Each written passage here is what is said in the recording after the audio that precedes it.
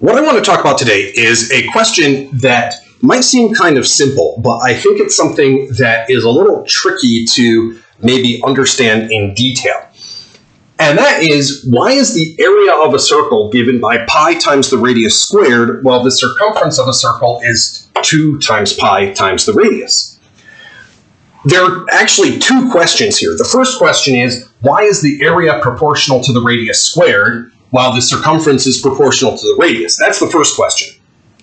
The second question, and the thing which I think is maybe harder to see, it's sort of reasonable that this would be r squared and this would be r, but the thing that is maybe trickier to see is, granted that the area is proportional to the radius squared, it's some constant of proportionality times r squared. We'll call that constant a.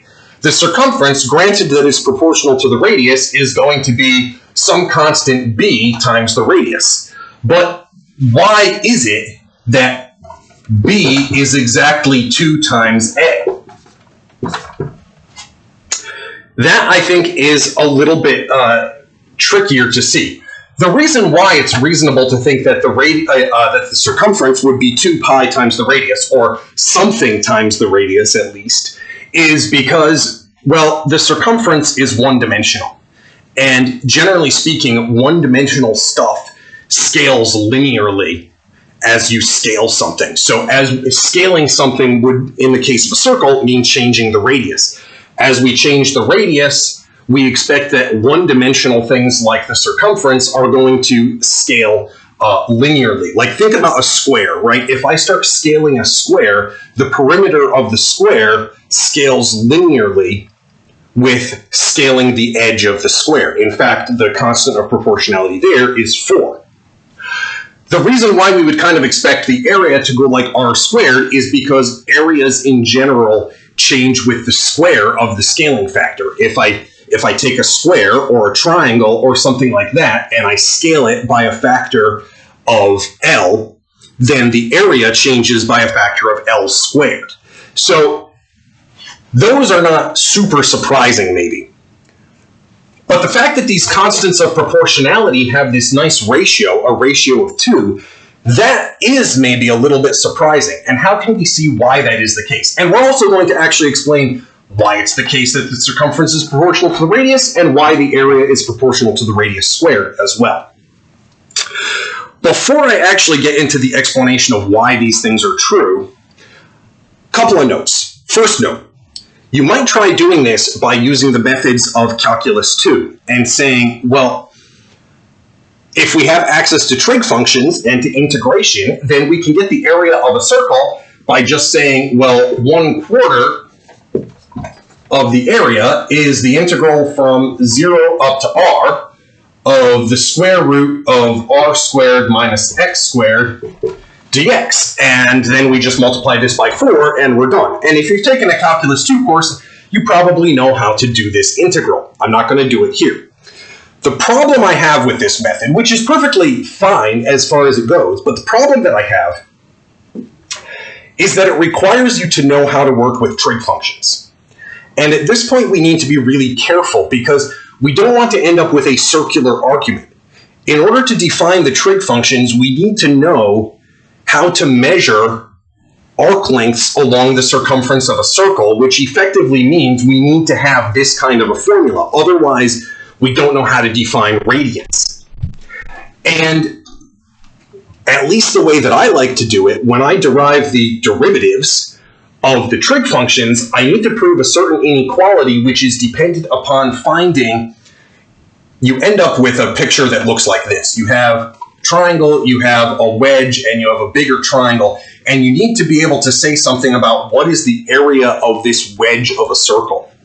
Well, in order to define the area of a wedge of a circle, I not only need to have an understanding of radians, so an understanding of the circumference, I also need to know how to compute the area of a circle so that I can figure out what is this fraction of a circle that we're talking about here. And for that reason, it would be nice to be able to define these things independently of messing around with trig functions and calculus. And I'm going to show you a way of doing it without having to talk about those things. the second observation that I want to make is there is going to be a point here where I say, actually, this is a complicated and annoying geometric fact that you can prove, but it's not terribly enlightening, and I don't feel like doing it here. So I will point that out when I get to it. Just know that there is going to be a spot here where one technical detail is going to be sort of glossed over, but I'm not going to like hide that fact. You know, it's not like we can't do it. It's just I don't feel like spending the 20 minutes it would take and drawing a bunch of annoying geometric diagrams and making the arguments that ultimately don't really help you. Because what I want you to get out of this video is primarily an intuitive understanding of why those formulas are true and why those constants of proportionality have this nice ratio of 2. Let's start off with talking about the circumference of a circle.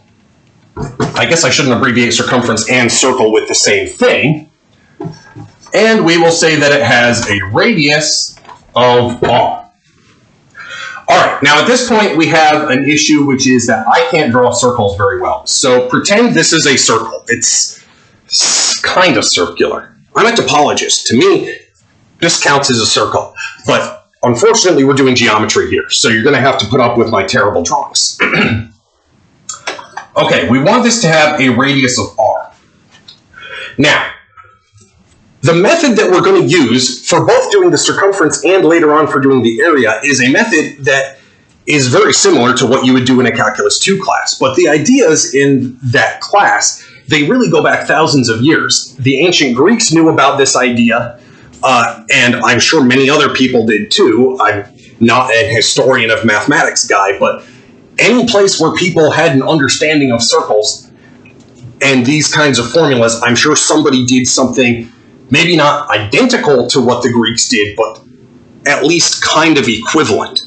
Because ultimately, you know, there's often many slightly different variations in the way that we can go about discovering something in mathematics, but you're going to get to the same equivalent result no matter which way you go about it. The idea that we're going to do here for getting the circumference is pretty much what you do in a Calculus 2 class to calculate arc lengths. Now, to get arc lengths, you use a method which the formal name is often not mentioned in Calculus 2. It's called piecewise linear approximations to a curve. And what that means is we take some curve in the plane. For that matter, we take some curve in a higher dimensional space. And we approximate it by using another curve, and this other curve should have the property that it can be broken up into pieces where each piece is a straight line. The reason for that is because we know how to calculate lengths on straight lines using the Pythagorean theorem. So we know that that is well defined. Now, just to give you an illustration, let's suppose that I wanted to approximate this using a regular polygon with 8 vertices that are inscribed. So here is a rough sketch of what I'm talking about here. It looks a little like a stop sign inscribed inside the circle. Now, all of these edges are going to be the same length. Now, if I want to approximate the radius, what am I saying? If I want to approximate the circumference, this is going to be approximately the perimeter. And I can get a better approximation by increasing the number of edges. In other words, let's say that I doubled the number of vertices, right? If I doubled the number of vertices, then I would get another polygon. I'm not going to draw the whole thing because it would turn into a mess here, but I would get another inscribed polygon, which is going to be even closer to the circle itself. And so what I can say is that as the number of vertices grows towards infinity, my approximations should approach the actual arc length of the circle. So let's try to write down a formula for what is the perimeter here. Well, I can cut this thing up into n copies of this triangle. Right, so in this case, there would be 8. 1, 2, 3, 4, 5, 6, 7, 8. I'm not going to draw them all in, because again, I feel like that would get kind of messy. Now, what are the dimensions of this triangle? Well, this is going to have a radius, the circle has a radius of r, so this length of the triangle is going to be r. And I'm going to cut this triangle in half. I don't have to, but it makes factors of 2 show up better for the conventions that we use. If you didn't want to do this, that would be fine. You would get an equivalent result, but you'd end up having to multiply or divide by 2's at certain places. And this just motivates where those come from more easily. Now, what is the length of this piece here, which I'm going to call little l? And I write my little l's with script l's, otherwise my little l would look just like a 1, and that wouldn't be good for anybody. So the question is, what is L? Now notice that L is 1/2 of one of the segments on this polygon. The first observation is that L is not just some value, it actually depends upon n. It depends upon the number of vertices that I choose for my inscribed polygon. So it's really not just some variable, it's actually a function of n. So that's our first observation. Our second observation is, let's define b of n, and I'm using b for base, even though it's kind of half the base, to be the value of L of n for r equals 1. In other words, b of n is going to be a function of n, and it defines what is this length if I were to have the radius of the circle being equal to 1. Then what I can say is that, in general, L of n is equal to the radius times b of n. Why is that true? Well, the reason is because changing the radius of the circle from from 1 up to r scales this triangle by a factor of r. All of the edges get scaled by a factor of r during that procedure. So that means this edge gets scaled by a factor of r, and this edge gets scaled by a factor of r. Well, I just scaled this by a factor of r, and that's all that I've done here. By the way, this is where that r is going to come from in the 2 pi r formula. Okay, so now what we've done, hopefully everything that I've said has been at least somewhat clear here, but if not, try rewinding a bit and watch again and see what I've been saying here. What we can say is that the perimeter is the sum from I equals 1 up to n, because there are n edges here on this inscribed polygon, of 2r times b of n. The 2 comes from the fact that there's actually 2 pieces of each edge with the way that I'm counting the lengths. So that's where the 2 comes from. The r, we just discussed where that comes from, and where the b of n comes from. So now the problem is that the circumference is going to be the limit as n goes to infinity of the sum from I equals 1 up to n of 2r times b of n. Okay, so that's good. We're getting somewhere here. The next thing that we can observe about this is the 2 and the r. These do not depend upon this index of I, and they don't depend upon n, which means that I can factor this 2r completely out of the sum and out of the limit. So this is 2r times the limit as n goes to infinity, sum from I equals 1 up to n of b of n. Okay, we've made some progress here. We've actually got the 2r. Now, what I'm going to argue is that this limit is just some number, and we're going to call that number pi. Because we need something to symbolize it. We don't feel like writing out this limit of this sum all the time. We're just going to call it pi. But the question is, does this actually converge? Well, the answer to whether this thing converges is, obviously the answer is yes, but how do you see it? That is the part that I'm going to gloss over here. But I'm going to explain to you how you do it, like the general idea. I'm just not going to show you the detailed geometric argument for it. The first thing to observe is that this sum, as n increases, this sum increases. In other words, this is an increasing sequence that we're taking the limit of. And that's not too difficult to see. The more vertices that I have, the longer the perimeter is going to get. The problem then is only to show that this sequence doesn't diverge to infinity. We need to show that these sums have an upper bound. So how do we do that?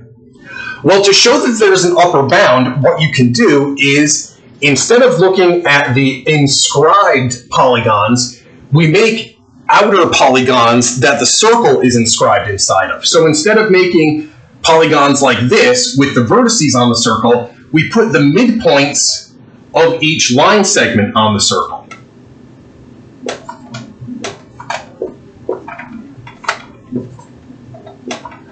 And at this point, my total artistic capability is going to really come into play, unfortunately. But hopefully you can see the idea. Instead of inscribing a polygon inside the circle, I'm going to put it around the outside of the circle. You could do the approximation to the circumference this way as well. Now, what I want to argue, and this is the part I'm going to skip over, is that as the number of vertices goes up, this outer polygon's perimeter is going to go down. Intuitively, that's kind of obvious, but the actual geometric argument for it is really obnoxious and long, and I don't feel like it's very enlightening, so I'm not going to give you the details. It's not super difficult to prove this in the case where you just double the number of vertices at each step. So in that case, you can do the argument. It's still a little annoying, but it's not too bad. But yeah, the general argument is very annoying and not very enlightening. The point is, that means that any one of these perimeters for the outer polygons is n upper bound for these sums. Well, because these sums have an upper bound and we're taking the limit, and because this forms an increasing sequence, any increasing sequence with an upper bound converges to some number. Now, we don't know what number that is. Remember, I don't know what this b of n is because I've defined b of n in this geometric way, but I don't have a formula for calculating it or anything. But I do know it converges to something, and we are going to call that something pi. And that means that the circumference is 2r times pi, or 2 pi r. So there is our formula for the circumference, and this is an expression for pi. Now the question is, how do we get the area? Well, in order to get the area, we're going to do something very similar to what we just did. We're going to use, let me erase and draw this again since it's gotten kind of messy. We're going to use these inscribed polygons.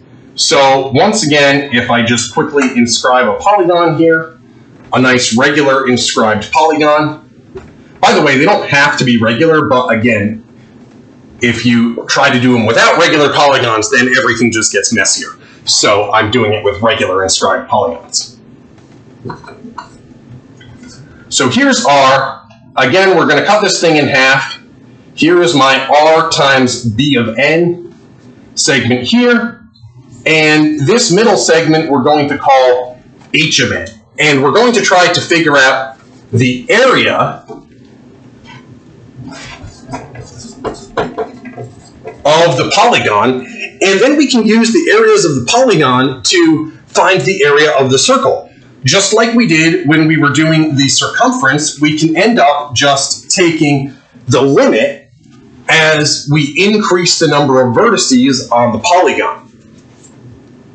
So what is the area of the polygon? Well, we're going to have a sum from I equals 1 up to n of all of these triangles. Now, what is the area of one of these triangles? Well, remember, the area is 1/2 base times height. So this is going to be equal to 1/2 times the base, which is 2 times r times b of n, because remember, the base is going to be this full edge here. And then the height is going to be h of n. So the 2 and the 1/2 cancel. And then the area of the circle, well, this is going to be the limit as n approaches infinity of the sum from I equals 1 up to n of r times b of n times h of n. A couple of observations here that we can make. The first observation that I'm going to make here is that h only depends upon n, it does not depend upon the sum, and r only depends, well, r doesn't depend upon either n or I. So I can factor the r all the way out, and we get r times the limit as n goes to infinity of h of n, sum from I equals 1 up to n, of b of n. All right, now, at this point, I'm only erasing this one part of this formula down here because I want to leave out the fact that this is pi. This is what we defined pi to be. Because you'll notice we've effectively got that right here, as long as we can deal with what in the world happens to h of n. But here's the nice thing. As the number of vertices becomes larger and larger, this adjacent side on this right triangle is going to approach the radius. In other words, h of n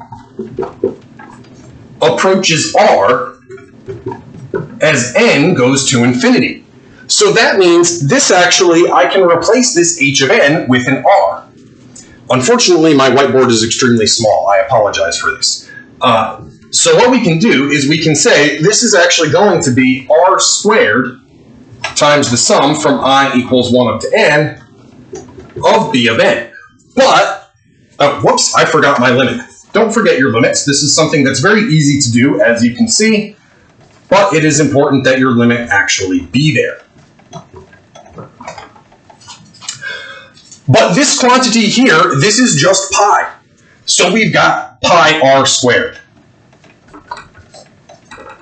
So the reason that pi shows up naturally in the formula for both the circumference and the formula for the area is because this sum of these b of n, r times b of n things, it shows up in both of them.